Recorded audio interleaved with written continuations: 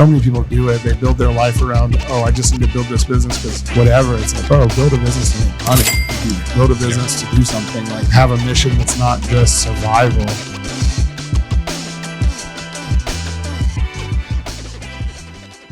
What's up, everybody? Welcome to another episode of the Born to Tint podcast. I'm Ricky. Glad to be in with Big Brother Josh. What's going on, everyone? Today we had a very fun conversation with Clayton Summerall out of College Station, Texas. He's actually got a bunch of businesses. Check out the conversation, follow along, and he talks about all of his different businesses. The dude is a genius. Check it out.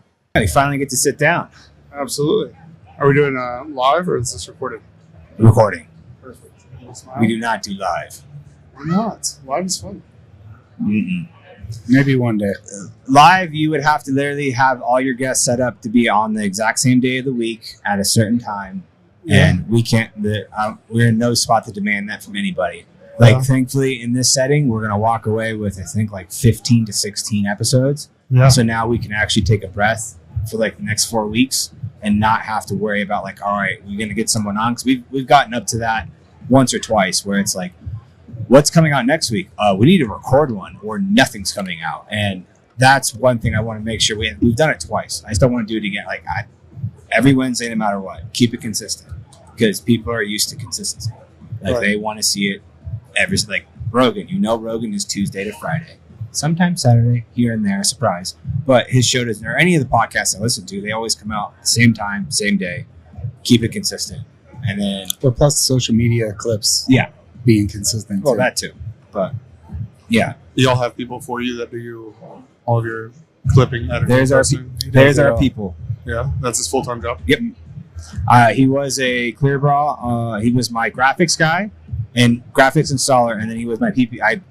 He got trained to do PPF, and then as we ventured into this territory, he then reminded me because he's my best friend. I grew up with him. Like we've known each other since we were 11 years old. Yeah. He reminded me. He was like, "Hey, I went to college for Photoshop, for Adobe video editing, basically. Yeah, he knows how to use a computer. Yeah, and edit videos. And editing, like that's what he went to college for, was editing videos. So it's like he had messed with it for a bit, but he's literally just dove straight in, watched a couple YouTube videos, and the only thing that usually changes in Adobe doesn't matter if it's Illustrator, Photoshop, like hotkeys change, but like the programs operate almost the same. And then there's obviously the new things. The new things that are added to it that make it easier to use. He just hopped right in. At the beginning of this year is when we converted him to, I was like, all right, so you're no longer doing graphics or design work for me anymore. This is the only thing you're doing and then we have like at least put out 2 to 3 videos a day. And then 1 podcast a week. And then he does he engages with the account constantly. And then he will reply back to everybody, unless it is obviously, if it's a technical question, he instantly texts us like, hey, hop into the chat right now. Yeah. Like, you need to answer this. So, but yeah, it was one of the better decisions we've made because we've been able to keep the social media thing running constantly. And that's the one thing we figured out with this is consistency is key. You have to just keep going. Yeah. I found out that, probably maybe 18 months ago, I made the leap and hired a full-time social media manager, and he did a great job, but I really liked what he was doing on the financial side more, and so one thing led to another, and I ended up moving him up to actually the CFO of all of our enterprises, but that kind of left our social media side, so I kind of weakened a little bit. And I'd kind of already given up on like the consistent posting. Like it was too much for me with everything else that I've got. Like I know people say, it's too much to post a video, but it was taxing. Oh, well, the people that say that are the ones that aren't doing that at all. So they've got no clue like how time consuming it can be. Yeah. It's a pain in the ass. Like every time I go to a trade show, like if he's not there, which it's just recently he's taken on this role. So it's like when I go out and it's just me going out, hey, get photos with people. So and send them to me so we post a tag, take a couple video clips, and it's like, yeah, got it.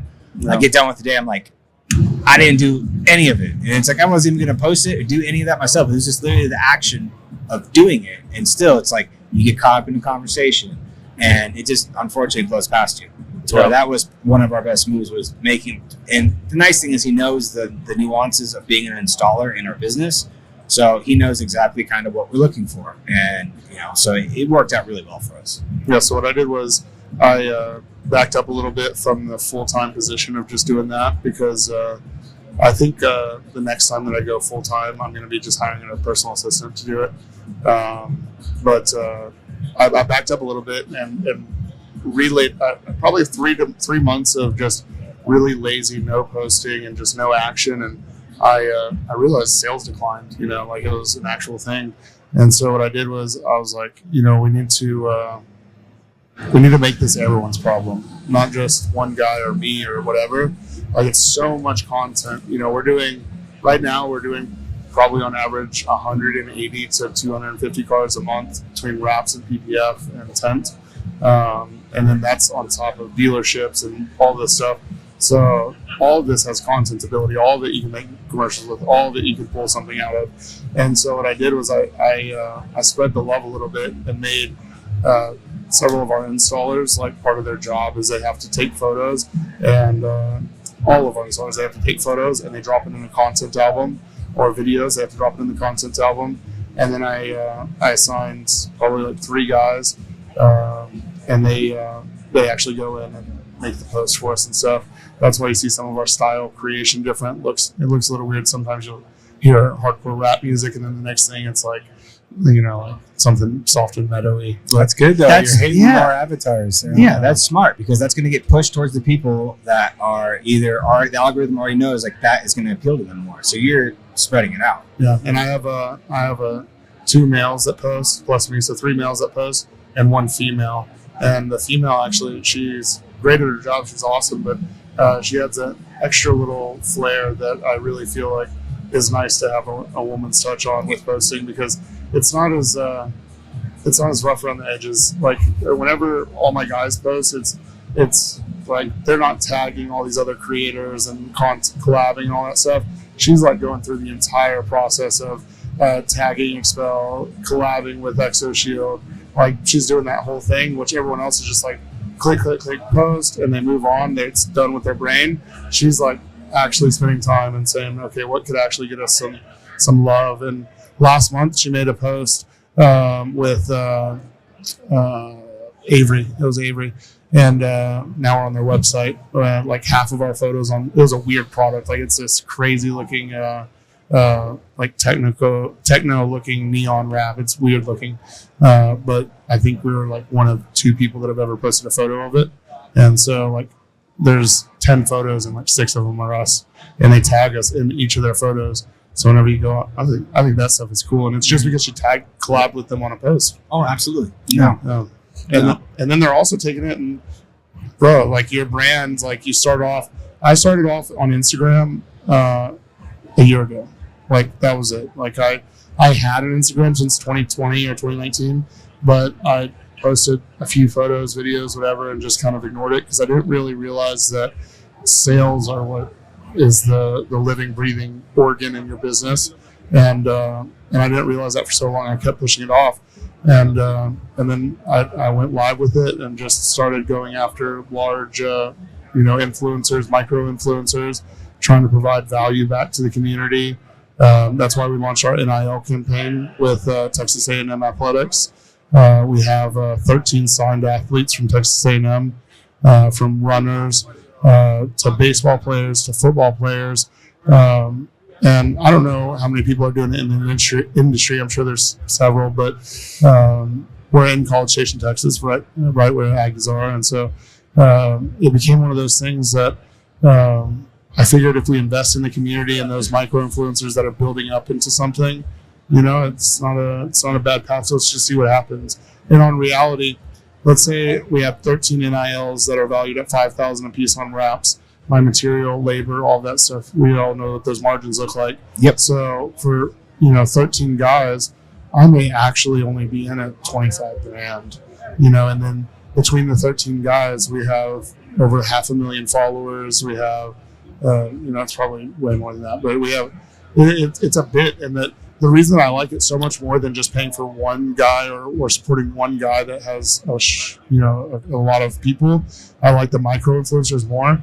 Is first of all, the micro influencers, they feel more connected to the product because they're they're closer to that level. They're not just hovering way at the top, just saying throw free stuff at me. Yeah. And then also the micro influencers, I could afford to sponsor 13 of these guys instead of one guy that's a killer in the NFL.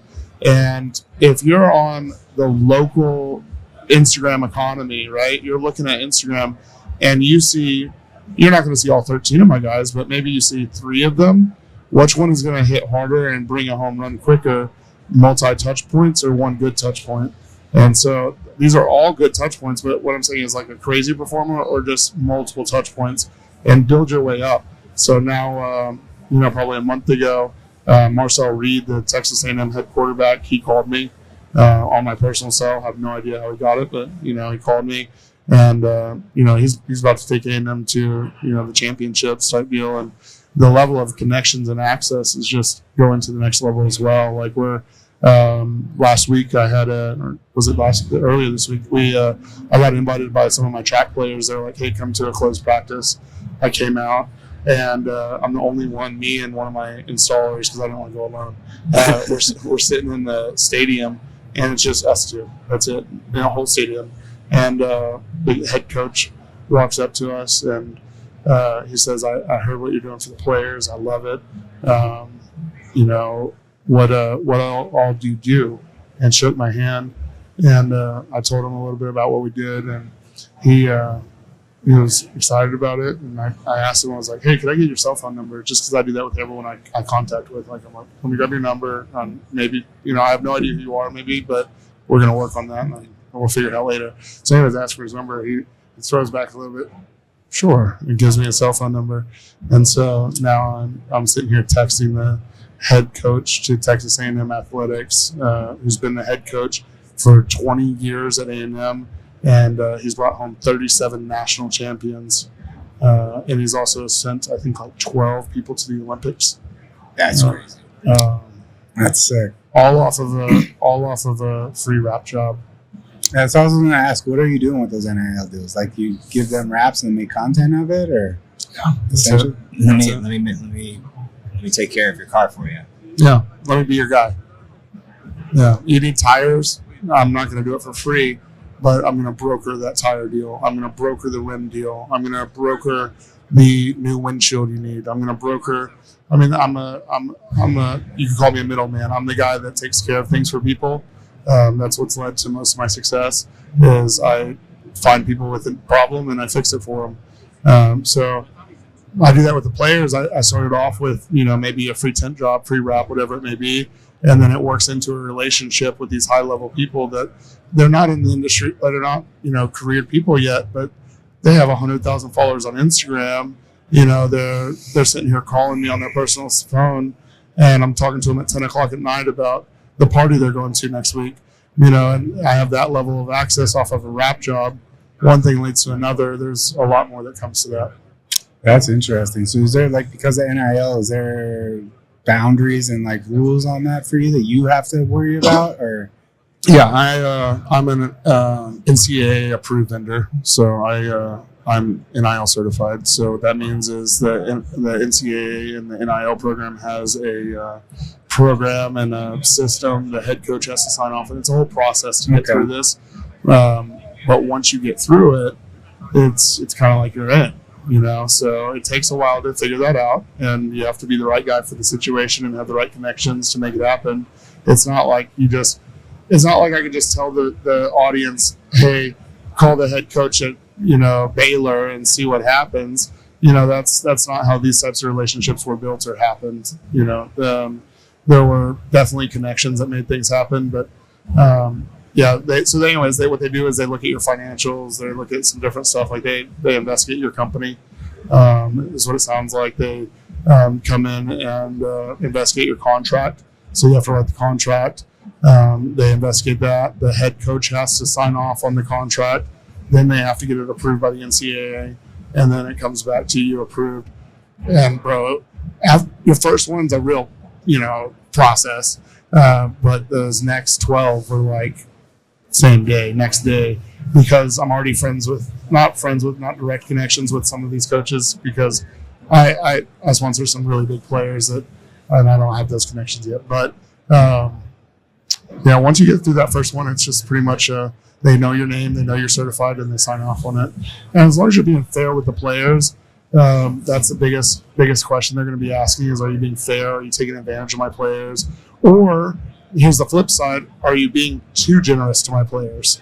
So that's another thing you can't do. It has to be called a fair trade of value. So what I can just pull up one of my NIL deals and I can explain it better. No, I'm super interested in this. We've talked about this before because I knew it's a deal. Dealing with my daughter going into college right now and seeing how it's changed the landscape. It's something we've talked about. It's cool to actually run into somebody that's doing it because that's where it seems like such the a great idea didn't come opportunity. from me. The idea came from me seeing him do it, going like, that's genius. Let me read an NIL contract. So I do things a little different than everyone else as far as like most people that are in this type of world are promoting one company and they own one company and they're doing that. I own a whole suite of companies. It's getting to be a bit, but all my NILs are for all my companies. So I make the players sign their NIL to my whole enterprise. So I get to use their NIL for whatever I want, within reason, which means the same guy that I wrapped his car or did his window tint, I can now use him for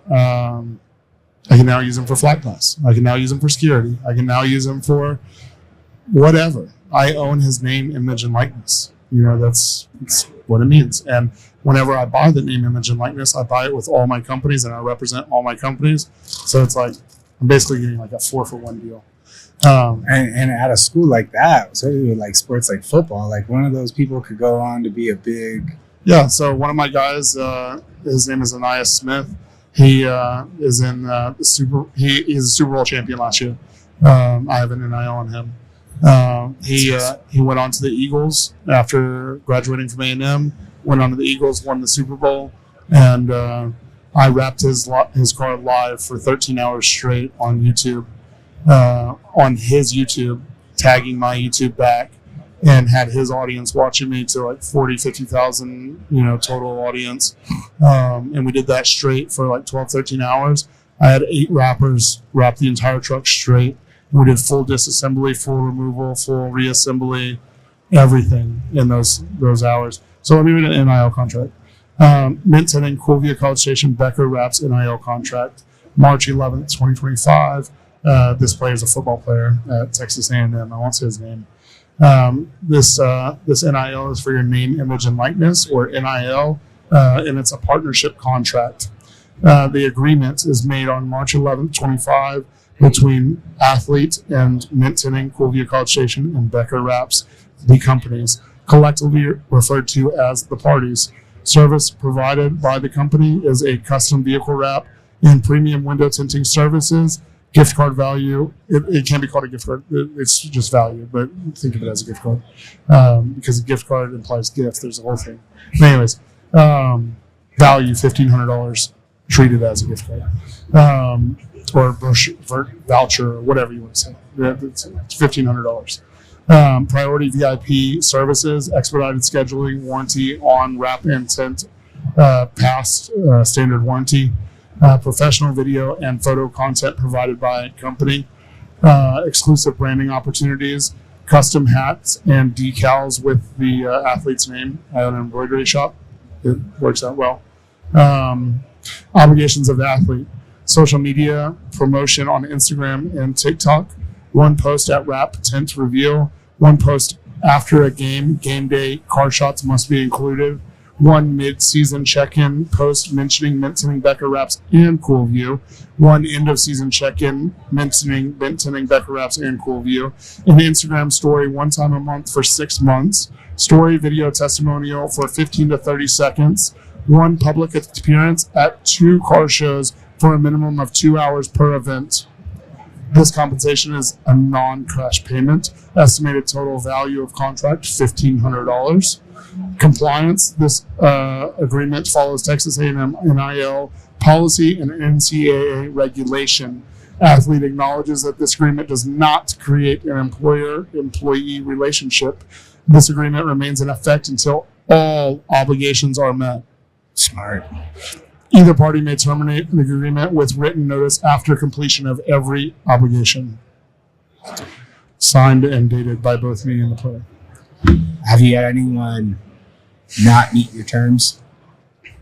Yeah. All right, so not everyone's a home run, but it's The thing is, you control the content. They control the flow. So whenever they start messing with you, you start controlling the flow and then forcing it down. So I personally dealt with it by just dealing with it. But yeah, there were people that tried to just take a free win. And, I'm not the type of guy that takes those types of things lightly. And so, yeah, they came around and things were handled. But, I'm not, I haven't taken an L yet. Everything's been a W. Last month we had 150,000 organic views on Instagram. Organic, no ads, just 100% organic, 150,000 views a month. And that's because of our connections here. I posted an Instagram post the other day, did an NIL with a track player. This track player has 200,000 followers or so, like across all platforms. His name is Jedediah Oduna. He's a track star. He's awesome. He's a model. And so he actually is an influencer, model, and track star. And so he actually brought his own shooter and did commercials in my shop. He ended up making me a shootload of assets. His post in the first 3 days has 841 organic likes, 18 comments, seven reshares, 13 posts to the stories. And then whenever you look at who liked it, it's all blue check marks up top. Like these guys have connections with connections. And so then I'm getting like these texts that are kind of wild. I'll read the text. It's cool. This guy, I messaged him because his uncle said, "Hey, my nephew is on the track team," and just shout him out. Say what's up to him. So I messaged him and said, "Hey, your uncle told me you're a damn good athlete. What's up?" He said, "Haha, I don't think I'm too bad. My teammates and I are big fans of y'all's. Y'all's work always comes out so clean."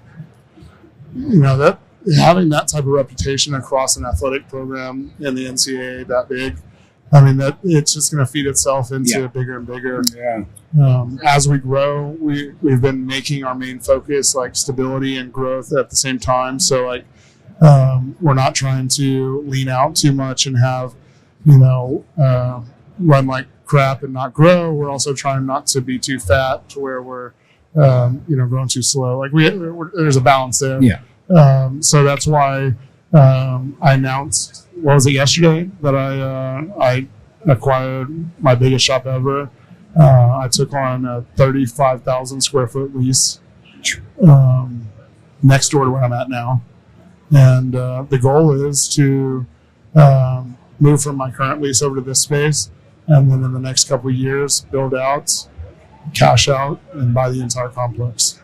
So hell yeah. Yeah, but we're going to be in 35,000 feet. We've been in 3,200 feet for the last year. Before that, we were in 2,000. Before that, we were in 1,000. I keep moving because I keep growing.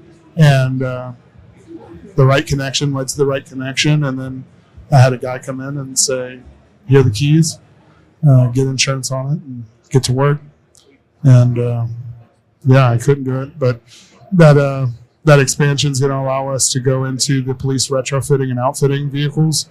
We're going to upgrade and retrofit police vehicles, ambulances, and fire trucks. Bay 1 is for performance high cars, printing, and that's it.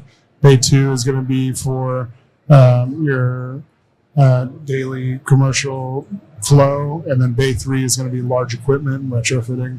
And then if things go to plan, we're hoping for in a couple of years, acquire the whole complex, and then maybe a couple of years after that, building out.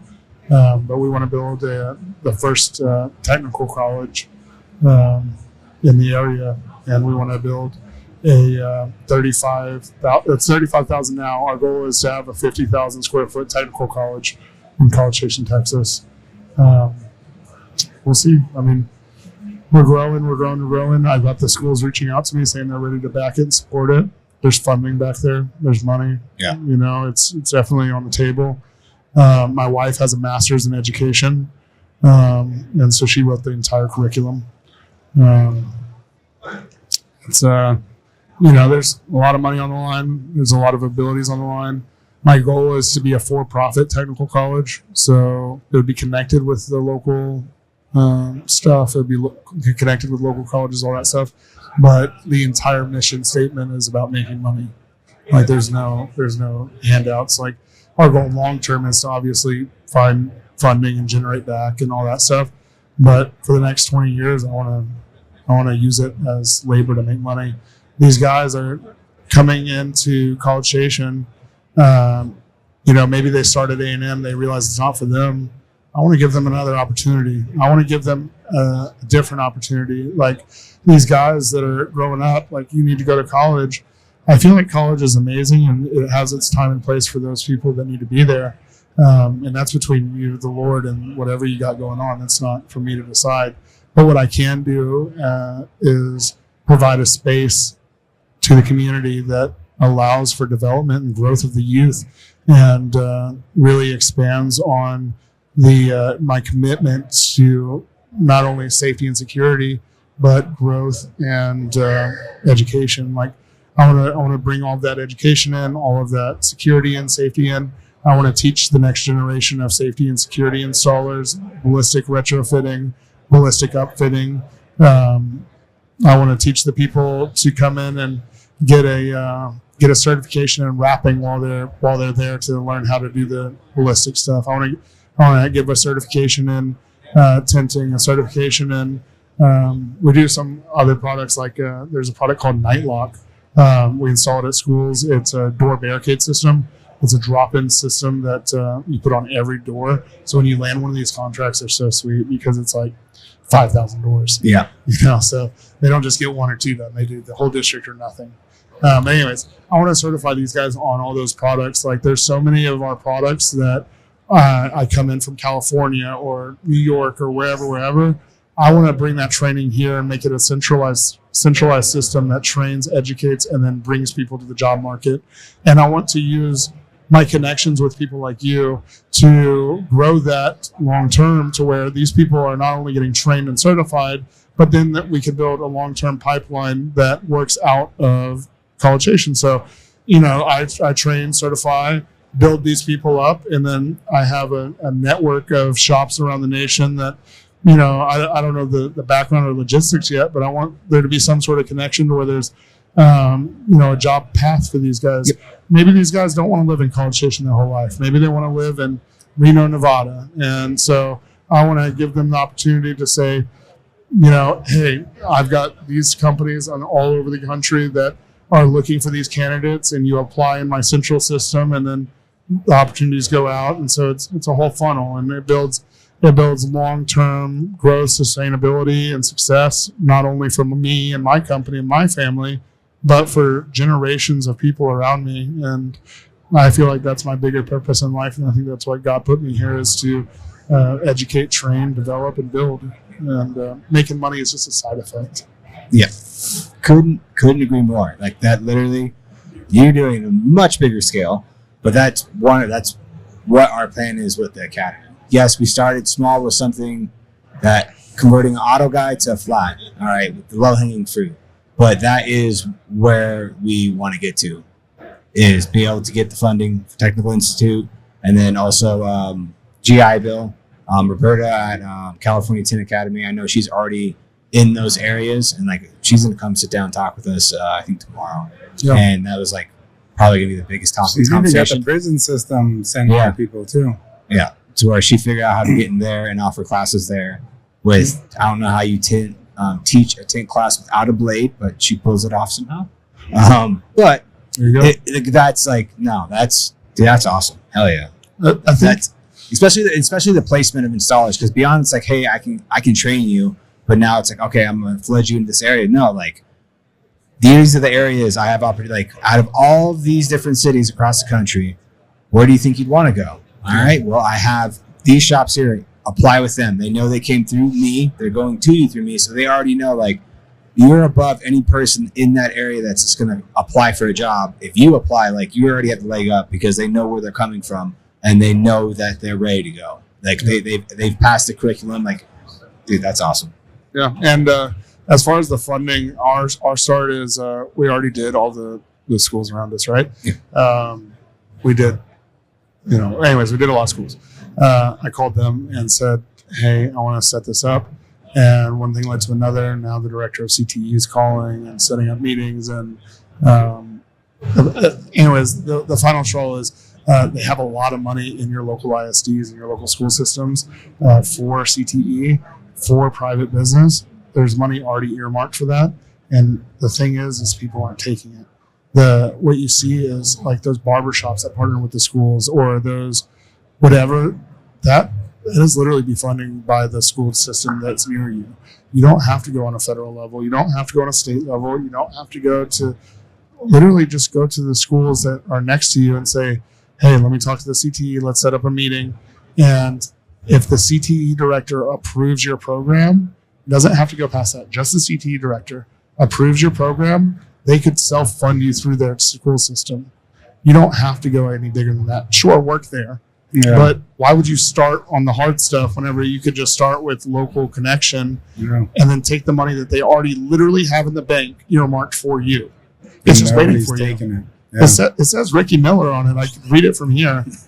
You haven't knocked on the door yet. No, that's why. I mean, the reason I say that is with all of our research, it takes about 4 years to get to the point of technical college. With all the connections I have now, it would take me 4 years to get there. And so we've got to start somewhere else, right? Yeah. So we got to work our way to that. Like, no, that's our end goal. But our right now goal is going to be a program connect with the local district that funds for, and then for now, at my level where I'm currently starting, my goal is to build these people from the high school and their senior year. They work with us for 2 hours a day for 6 months or a year, whatever. We train them up. We get paid for that. And then they graduate. And then we hire these guys and give them a job opportunity right there in town. They came from College Station ISD, and now they're going to work in College Station's biggest wrap shop. Like that it is a pretty simple transition. Yeah, no. So you're basically asking the school to pay for training your guys. Yeah. And then they also get to see you guys operate in the environment and the culture to where if you, through all that, you get to choose which ones you even offer the job to. Uh-huh. Yeah, and then on top of that, you make the program so wide that you get to let them choose. Their career path. So with my system, I own so many companies and so many service lines that I don't have to say, oh, just for window tinting. I know that's a lot of our niche here. I get that, but that's not what I'm building. What I'm building is a full blown thing, and it's you want to be a mechanic, I could help you with that. You want to be the guy that services McLarens, I could help you with that. Whatever you want to do that's related to the industry of high-end customization, service, upfitting. Like literally, we're going to need welders. We're going to need people that know electronics. These are so many different fields that we're going to handle all in one house that I don't need just the guy that wants to learn tint. I need anyone they could pay to come and send over and let's get to work. The guy from the weld shop, let's get to work. Come and put bumpers on police cars. You're going to pay me from the school. The school's going to pay me for you to be training. And then the police department's going to pay me for you to be training. And you know what I mean? So absolutely. I saw a video the other day of the ballistic shields and what was the other thing you were showing in the warehouse? It was ballistic shield and was it the doors? No, ballistic shields, bleed kits, and breach equipment. Yeah. The damn breach. That's crazy, right? That's nuts. Every school in the state of Texas has to have one of those by law. But if you're hearing that now, you're too late. If you didn't make the money, it's already gone. It was in law that they had to have it done by November 1st. So it's all that money's gone. So if you did it, great. If you didn't, better luck. That's crazy. Every school more states will follow. Yeah, Texas, you have to have a ballistic shield, lead kit, and then a breech bar. It's crazy. Yeah, and somewhere to safely secure it. So we sell the boxes, of course, and then a lock on the box. So we sell the lock, of course, and then the sticker on the front. You need that. So we print that and install that, and then you need someone to hang it. So we put 3 screws in for $500, and then there's a whole it's a whole thing. So I'm assuming the guy who installs the boxes loves his job. Yeah, for $12 an hour. Yeah. Yeah. Or he's in training. Well, no, I mean, you're putting screws in the wall. What do you expect that to pay? No, they are different walls. Like some of them are brick, some of them are concrete, some of them are drywall. So you have to be a multi-faceted driller. You can't just know how to drill one thing. You gotta be around the block a little bit. Yeah. No, but the other product that's really fun, I don't know if I posted it, but the night locks, those are the most fun thing to sell because first of all, the quantity, whenever you sell a district, you sell thousands of them at a time. But secondly is the product is $55 a unit. The labor on it is 15 minutes of labor time, one man, 15 labor out. So that's, let's call it $25 an hour. That's $8 a unit, $9 a unit. Let's call it 10. So we're at 10 in labor. We're at 55 in material. That's 65.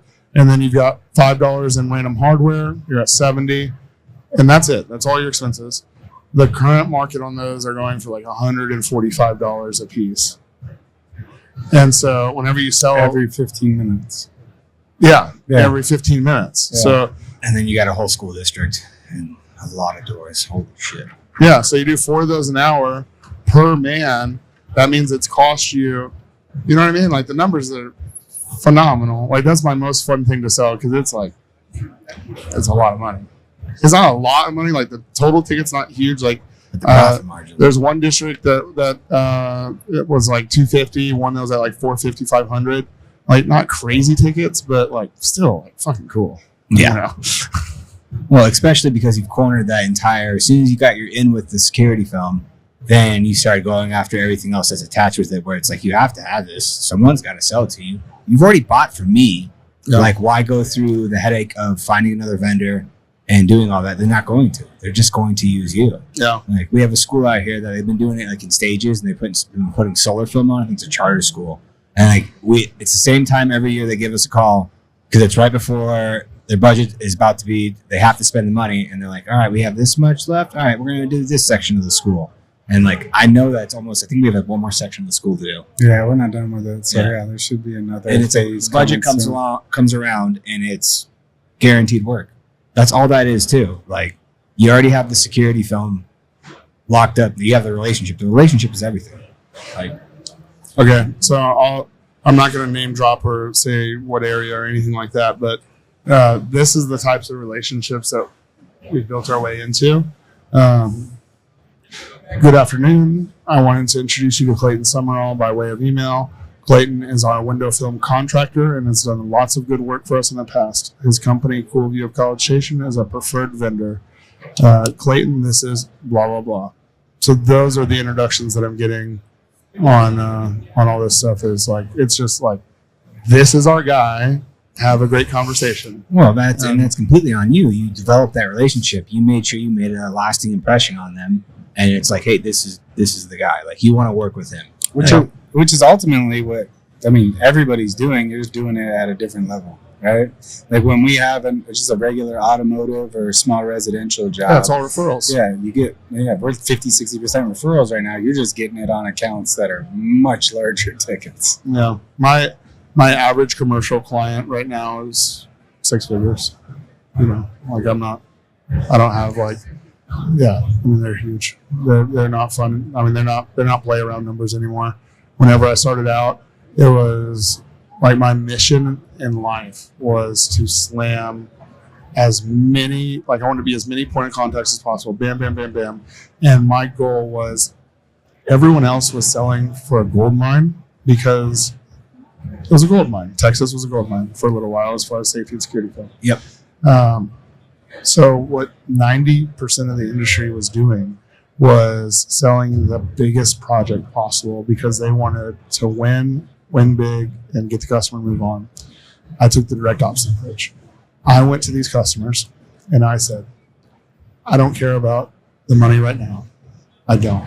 And in the back end, I really did. But, I told them, I was like, I don't care about the money right now. What I care about is a relationship. I want to build a relationship that we do whatever we do right now. And then in 6 months, a year, whenever new budget allows, call me back. You call me back. And I took this approach to over 150 commercial clients like that. And the customers ate it up because they're like, no pressure. Like I would literally, so one of my biggest contracts that I ever did in safety film, I bugged this lady for 6 months. Ignored me. One day I get a call. Hey, is this Clayton? Yes. Hey, it's blah, blah, blah, safety coordinator of this massive district. Personal phone. I'm like, okay, how can I help? She was like, can you come to my school right now, like in 15 minutes, and quote something out for me? And in my head, I'm like, is this the whole damn district? Like, am I about to be a millionaire? Like, you know what I mean? And then I get there. It's 4 windows. But it's the director of safety. She's personally going out there, 4 windows. And she said, I don't want anything else. I just want you to do the 4 windows. And I said, okay. $1,200, 4 windows installed. And she was like, I've done this to 4 other vendors, and they hit me for over $10K a piece. And I was like, 1,200 was a lick. Like, I was super happy with 1,200. You know what I mean? But everyone was trying to hit a gold mine because they figured schools were spending they were spending recklessly. And so what I was doing was I was being reasonable about it. And I was at like 1,200 for the 4 windows. I did the 4 windows. She didn't even, I don't know. I don't know but I did the 4 windows. She's happy with it. A week later, she signs a letter of intent for $250,000 to roll out doors only in all of her schools. And she said no other vendor was willing to start small. Everyone wanted the whole district. And I wasn't willing to do that until I met someone and wanted to work a relationship. And so I did all the doors, $250,000. 6 months goes by. Don't talk to her. I reach out. She's ignoring me basically. 6 months. Well, now we're a year later. We're in 2024. She calls me out of the blue. Hey, I want to do the rest of the windows. And so one thing led to another. And now we got an approval for, I don't even remember, $3.2 million. And it was a little rough because they didn't want to structure it to where it had to be ran a certain way. They wanted to structure it to where it was like an ongoing project, like not just here's the project. It's more like, here's the scope, but we're going to work you through the project. And so I ended up doing, maybe $100,000 a month for 6 months. And then the school district pulled the plug because the state came in and there was some funding issues and stuff. So basically they were fighting the state on some different stuff and the funding went away. So my job went away. So I ended up not clearing the full $3.2 million contract. I ended up clearing a third of it, or a fourth of it or something, It was still substantial. Yeah. But the light at the end of the tunnel, though, is I gracefully walked away and bought them breakfast, even said, thanks for the work. I'm not bummed. It is what it is. And they thought I was going to be upset because, it's a lot of money. And I was like, yeah, it is what it is. I'm building a relationship here. I'm not swiping a credit card. I'm building a relationship.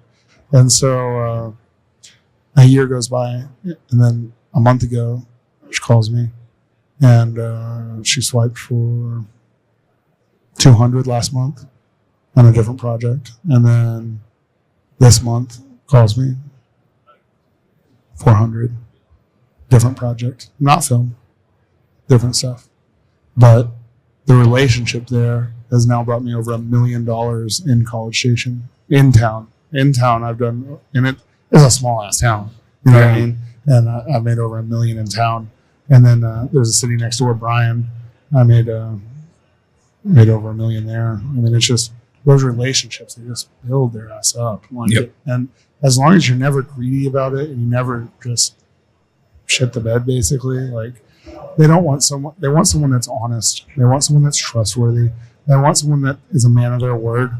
The biggest regret these commercial clients have is hiring someone, them saying one thing, and then something else happens. Yep.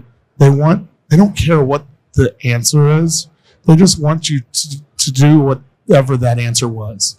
Like if you say, it's gonna take 6 months to manufacture the shields. Sorry, it is what it is. And they've already given you a $100,000 check as a deposit.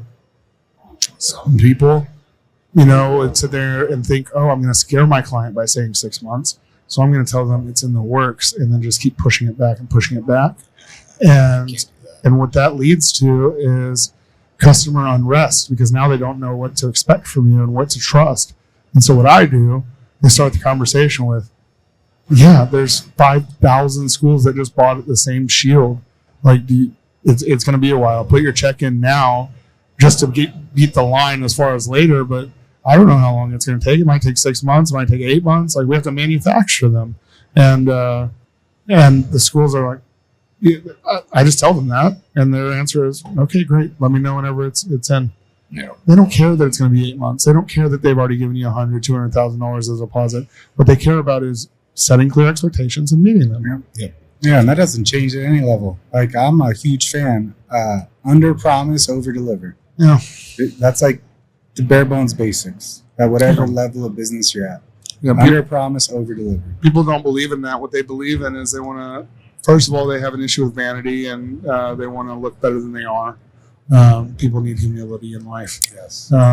You're not Superman. You're not God. Don't act that way. Don't treat life that way. And be a person, be a human, be a man.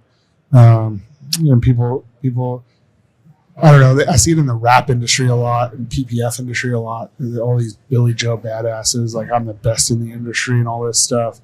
And then I hire them to come into my shop and do something because I'm too worked or whatever. Like I need some help, and I'll bring them in, and they, it looks like just dog shit. And it's like, oh, I won whatever event last year.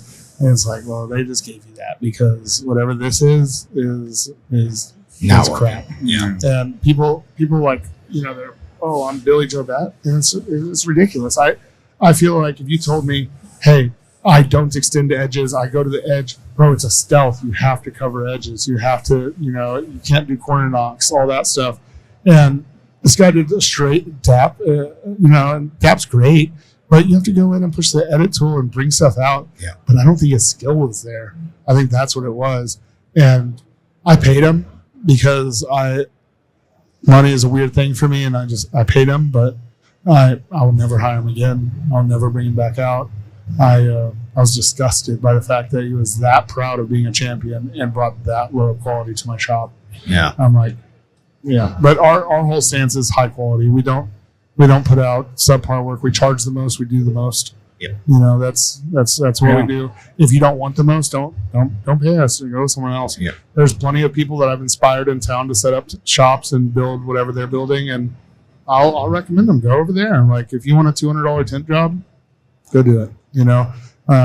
And I'll be getting back into the lower end stuff as far as maybe more commercial stuff and spreading my wings when I'm in this 35,000 square foot shop, but right now we have 50, 60 cars in the lot, and my price per dollar of square foot, I have to be at a certain level to let you in my shop. Otherwise, it literally makes no sense to take the job on. Yep. And so I provide the best value. I provide the best quality, the best install. I stand behind my work. I have the best reputation in town, and I absolutely 100% charge the most. Yep. Yeah. And make sure the customers understand that. Like I don't ever make a customer feel like they're, I'm straight up about it. If you want the best, this is it. And people will ask me why I'm double the price, and it's like that's where we're at. That's what we do. And this one guy cussed out my sales rep probably a month ago. Cussed him out, and I was we have like 4 or 5 phones in this office. I'm on this phone. He's on this phone, and I'm hearing him get screamed at.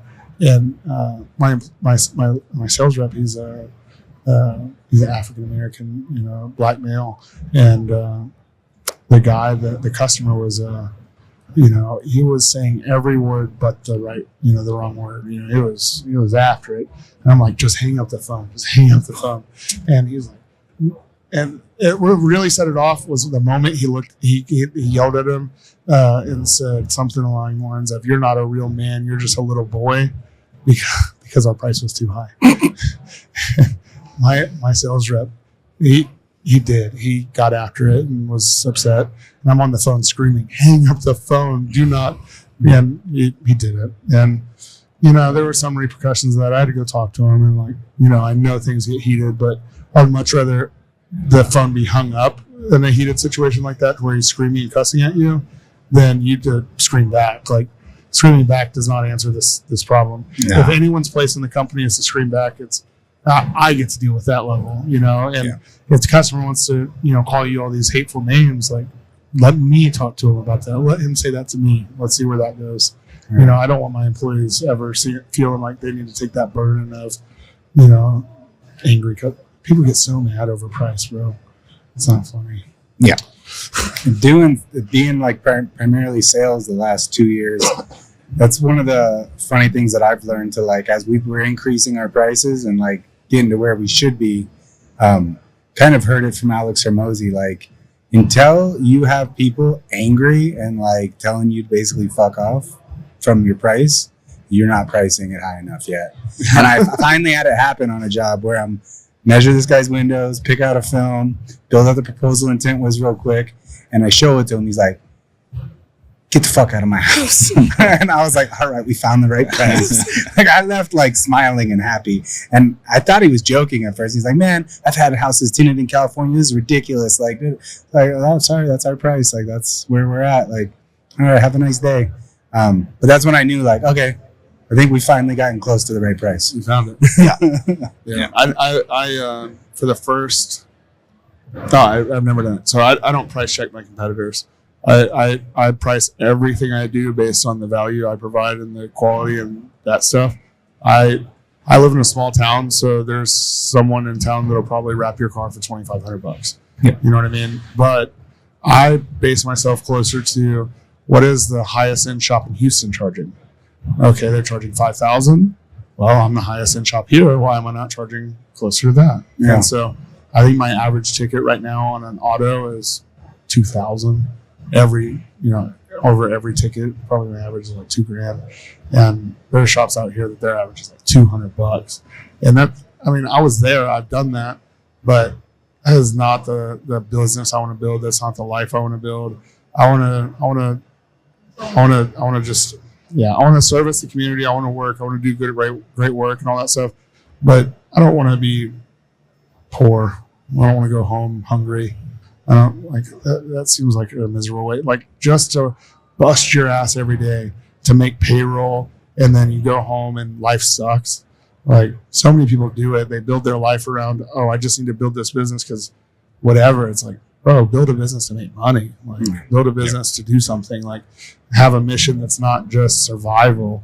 Like, if you're in business right now and your entire mission is survival and you've been doing it for 10 years now, like, maybe find something else. Well, you got to find the actual problem with your business and actually do something about it. Well, there's so many people that just sit on it and they'll just fear, man, fear. Like, even just the idea of changing your offer and raising your prices, like, people are afraid that they're going to start getting no's. And it's like, you don't know if you're even at the right price if you haven't tried it.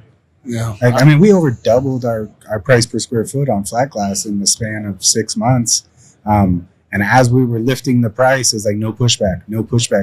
Damn, we could have been getting this the whole time. Yep. Like, we had more no's, but I'd rather have more no's and I'd rather get the yes on the higher value ticket, because now we're doing the same amount, if not more, and we're doing less work. So now I have less problems and we're bringing in way more money. So what that is, I'm pretty sure that's called scale of value. So, like, what we're focusing on, it sounds like both of us are, is the top end of scale of value. So we're trying to build a brand or reputation of value to the customer, and then service the top end of that client, but do it a lot. So like my whole approach is I would rather talk to 10,000 people and see where it takes me than 12 people and see where it takes me. You know, at the end of the day, whenever you get 100 no's versus 3 no's, it's like, well, at least I talked to a lot more people. At least I got my, you know, and the school thing for me, like really, really humbled me because I ended up closing down my revenue generator to do that. Like just to launch into safety film, I closed down Mint Tinting. Like I didn't close it down, but I stopped making money. And I was off personal savings, and it was not great for a while. Then I asked my wife to quit her job so she could work with us, and went all in. And it got to the point to where I was basically going into Tint money to pay rent. Like it was, I know that sounds, everyone does that, but that's where I was. Like, I was like, I have to work just to pay my bills so that I could focus 99% of my time on my goal, which was to be all over Texas and get shitloads of work. And there was one point where I was calling maybe 200 to 300 schools a day, every day. Just every day, all day, just sitting in the living room. I didn't even have an office. Just sitting in my living room calling people. And then there was one point my wife, she was so committed. She's committed, but not even attached to it. She's just my wife, and she wanted to help me grow. And so I was making money at the shop so we could pay rent. We still needed to go quote these schools out that weren't even paying us because they didn't have any money for another year. And it was one of those things that was like, we got to figure out how to do this because I have a vision that this is going to work. And she believed in it so much that she left the house in our car, or our Tesla, in, I want to say 4 a.m. She got to East Texas by 8 a.m., walked an entire district by 9:30, 10, got in the car, drove 3 hours north towards Dallas, and did another district. Then that let out about 2. She then drove to Dallas, like not in Dallas, but around Dallas, and quoted out a 3rd district. These aren't schools, these are districts. Quoted out a 3rd one, got done with that about 6 p.m., and then she was driving back, and the car was low on charge. It said that it was supposed to get there, but it didn't.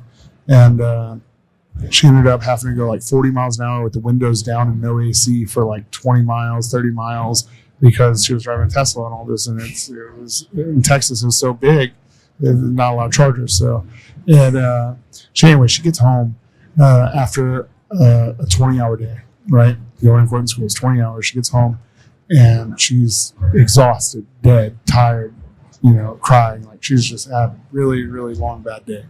And the next day I go out in her car because I'm like, why did the car not make it to the charger? Like, what's going on? I opened the trunk. I forgot that the week before that, Chris and I and my partner were caulking at school, and I left like 20 cases of caulk in the back of the Tesla. And so, you know how heavy caulk is. Yeah. The whole trunk of the Tesla was full of caulk. And so there was like 500-600 pounds of caulk in the back of her Tesla. This would be a good clip. Yeah. So she cried again whenever I found that out. Because I told her, I was like, this is why I'm so sorry. And she hasn't let me live it down now for 2 years because it was miserable, right? Over just... Especially because you had to slow down, so that just extended the day that much more. It ended up extending her day by over 4 hours because she ended up having to take... She started going down, and she wasn't going to make it. So they rerouted her back to Dallas. And so she drove. It was a bad situation. No. It was a bad situation. And I got rid of that car. She got, because she was driving for me so much, she quoted out probably quoted out $100 million in work for me. She did it. And all in that Tesla.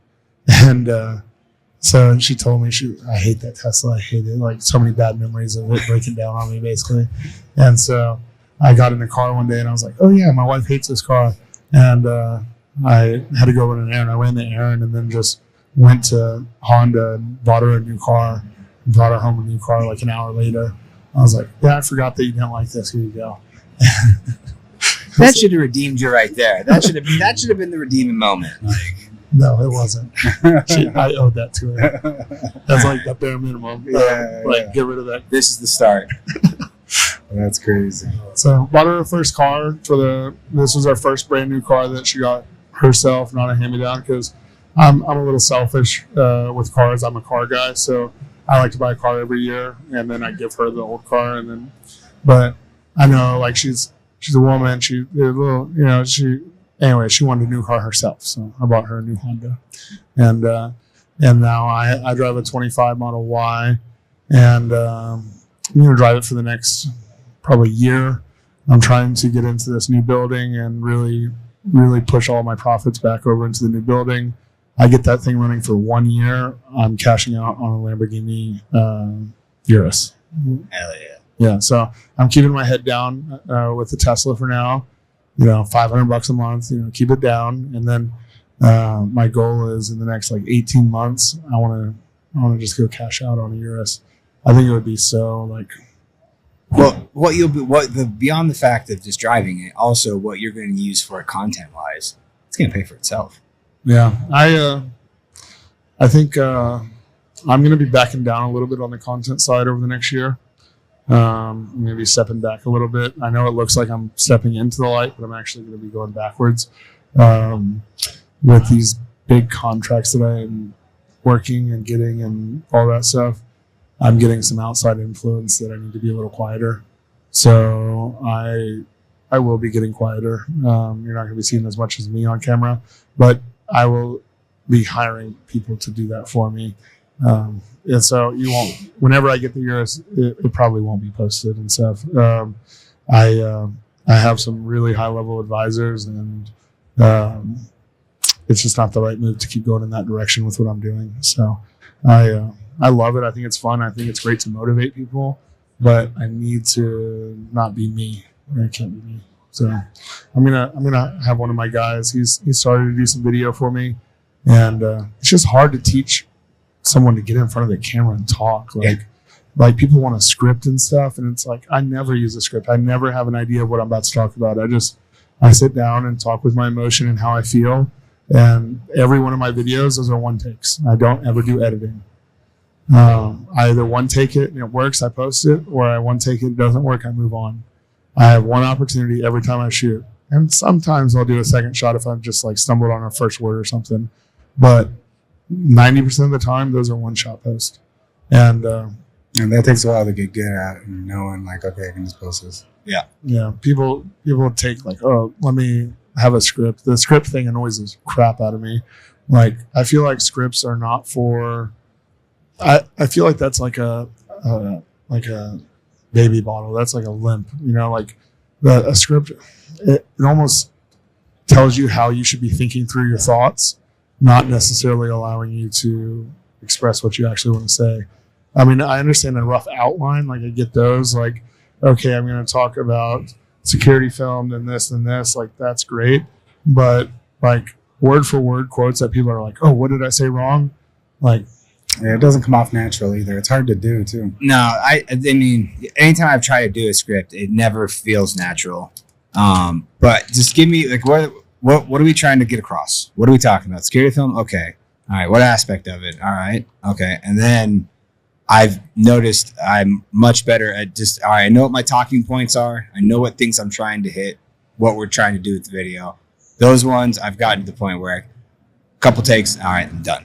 Yeah. The ones that are scripted, the one I did scripted took me like an hour and a half and like an obscene amount of takes, like 100. It kind of sucks, right? Like the more editing you add to stuff, the worse it sucks. Like I know like it might be a cooler video or whatever, but I believe in scaling with numbers. And so that's like my YouTube channel. So my YouTube channel, I posted 600 videos in 1 year.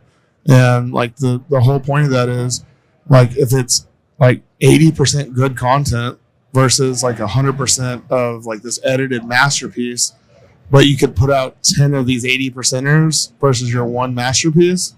Like, why would you rather not just put out a bunch of content? Yeah, numbers. No, I agree. And people see their numbers and they're like, why did well, because you're not posting enough, you're not being consistent enough, you're not being relevant enough, whatever it may be. But I don't know, I get a lot of questions about like the marketing stuff and like how to get in front of the camera and talk, and it's just I don't know how to train someone. I really don't. You just have to do it, and you're going to get better at repetition. It's like any other skill that you're trying to pick up. Tinting, retrofitting something, you're going to have to do it, and then you have to work through your feelings of it and rep it out. Yeah. No one's going to pick up the phone and turn it on themselves and just going to be crushing it from take one. No, the guys that are able to do that with just like a single take, like our business mentor, like that was the video I was trying to duplicate. We were in a meeting, and then he guys like, here, I want you to make this real. He sat there for a second, knows our industry from what we've talked about. Otherwise, it's not in our industry at all. Sat there for a second, and then one take, 45-second, rattled off like a perfect video. And I was just like, this motherfucker. And then I went back to my shop. Recreate this. Yeah. So I went back to my shop to try to recreate it. It took me 164 takes because I was trying to do from start to finish because I don't want to piece a video together. And it's just trying to do like from the selfie perspective, and it's just like trying to get comfortable in front of it. I feel like recreating is the downfall of my production. Like if I'm ever trying to recreate something, I cannot recreate it. Like I feel wrong about it. But whenever I'm like, just go for something, it's like, okay, that's whenever it pans out the best. I really, really, really want to, my next hire that's going to be like kind of a splurge hire is going to be a personal assistant, someone that is with me all day long, and their mission is to do whatever I need them to do all day long, like hold the phone, camera, talk, email, text, call this person, send this message. Like that's what I want. I want it bad, but I've been working into that, and it's hard to find someone that you could have with you all day long and that that fits that box. I did some looking into like a professional side, like if I was like industry money and I could hire whatever, those people are really expensive to like find someone. I think it would be better to like find someone I really like at my shop that I really trust, that I hang out with, whatever, and like bring them, say, you know what, I think you can make more money for me instead of tinting windows. How about you come and do this for me? Like I think it would be, I couldn't ever like just take someone off the street and be like, yep, let's go into $1 million meeting together. Like hell no. Like there's going to be a lot of steps before that. Yeah. And I think the only way that I'm going to be able to do it is within. And so as part of the expansion, like here in the next 6 months, I really want to, basically I've got one guy picked out for it. He's a go-getter. He knows how to listen, how to follow, how to be led. And he doesn't let there be a lot of outside the line drawing. Like he's pretty much there to do whatever I need him to do all day long, and there's not much else to it. And his attitude's perfect. His responsiveness is perfect. I just got to bite the bullet and say that it's worth spending that much money on a personal assistant, because to pull that guy, it's going to cost me over $50,000-$60,000 a year to pull that guy to just follow me around all day. And so I don't know. I've been fighting with it. I want to do it. I think it would make me more productive and help me out in the long run.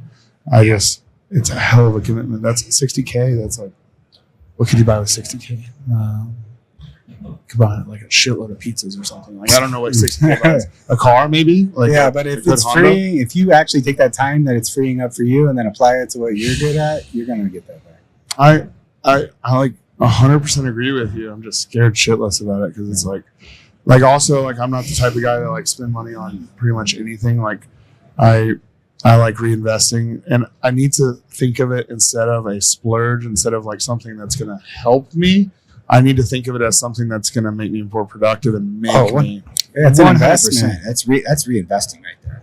As long as you are not just using them as like, oh, you're going to make my day easier. It's no, I'm still going to go as hard as I'm going, but now I can fit even more into my day because you are handling the mundane things that like eat up a good portion of my day to where I can continue doing what I want to do and what I need to be doing. Yeah.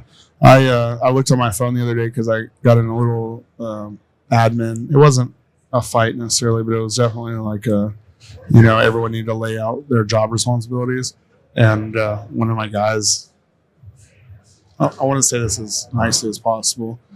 ask me what I bring to the table, and it didn't go well. But I was like reflecting into like, what do I do? Like, I understand I do a lot, but what do I do? So I listed it out, and then one of the items was, I'm on my phone a lot. Like, I deal with phone calls all day long. So I looked at it. The day he said that to me, I had 75 calls on my personal phone in 8 hours. 75 calls on my that's not business lines. That's my phone, what I dealt with in one day, 75 calls. And then I was like, and I handled this, and this, and this, and this, and this. And I'm like, okay, well, yeah, I shut him down pretty quick. And he fell in line, and we worked it out. It was just one of those things that sometimes people need a reflection on what's going on, and to see things in a bigger scope than their own eyes. Because whenever you're a part of an organization my size, everyone under me is handling pretty much a small portion of the big picture. I'm handling everything just in smaller increments across the board. Yep. And so whenever they say like, oh, I had 10 emails today, it's like, okay, well, great. That was your whole fucking job. So I'm proud of you. You know what I mean? Like, thank you for doing that. That's why you made $50,000 this year. Yeah. But if you want to know why I made $500,000, it's because, and I try to be as humble and as nice as possible to my employees and all these people that are following me. And I don't want to basically quote unquote shit on them. But sometimes like these guys, they're overworked. They feel like they're overworked or whatever. And they are. They're doing great work. They're putting in a lot of work. And I value that. I'm not saying I don't. But I need to make sure that everyone in my organization at 100% of the time respects my position as their leader.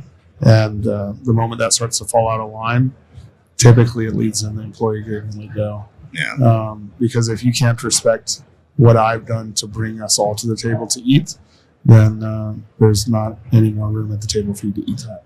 And I just lost a tinter, and I fired him, not because he was bad at tinting. He was really, really damn good tinter, like really, really good tinter. He made 70, 80 grand a year, like good tinter, but he was dropping racial slurs in the shop. Like every time he ripped off a piece of tint, he was screaming a racial slur, and then he was spitting on the ground. He doesn't like dip or anything; he just spits a lot. I don't know why. And I brought him in the office, and I told him a month before I fired him, I was like, our culture, our values as a company are more important than your skill set. Your skill set can be taught to anyone that wants to learn. Your work ethic and your ability to be a decent human being, those are more important to me. And I think where his head was, oh, I make you a shitload of money. And from my perspective, you're one piece of a 20-person pie. You know what I mean? Like you're no one person in my organization is detrimental to me. And I made that clear and told him that. And then he looked me dead in the eye and said, whenever it gets to winter here in a couple of months, how do I know you could afford to pay me through winter? I fired his ass. It's like, yeah. I was like, what? I don't know. I'll show them the numbers. They don't know numbers, so I get it. Like you see a bunch of stuff going on, whatever. And what set it off was I have a credit line with Expel, and something happened with my card. It didn't go through. And so whenever he went to go purchase something, it got declined because I had an outstanding tab. And then somehow he got into my account information and saw my tab, and it freaked him out, right? He was like, oh, they can't afford anything. And I'm like, bro, that was literally a clerical error. I didn't tell him that because it's none of his fucking business, But from my perspective, it was like, that was a clerical error, and you're gonna say some shit or do some shit over. Like, I have 4 more cards I could have gone through on. You know what I mean? Like it was. I don't get this, but it set him on a downward spiral to where he thought the whole company was failing. And after he told me that, I got really pissed off and a little emotional about it because I'm like, who says that? Like what? And I got mad about it. And I happen to have a lot of people that were like applying for jobs at the moment. Like I constantly have people that are applying, but I fired him, and then I was like, you know what? Let's redistribute this payroll. I hired 3 people the next day. Smart. It was logical. It was part of my growth plan, but it was definitely like for me, my inner self. I was like, yeah, fuck that guy. Yeah, I think we got to wrap this one up. No, we'll wrap it up. But no, that's we've had that in the past. It kind of happened to us too. Tanner either thinks that like, oh, you have to have me. It's like, no, that's not how this works. Like, dude, I'll work 80 hours a week if I have to make ends meet for labor, just until I find your replacement, and I can train someone else. I'll deal with it. So, but no, completely. Yeah, that's an industry wide issue. Yeah. I don't know if it's just this industry. I think it's just a human nature thing. Yeah, People get a big head and they don't see a big picture.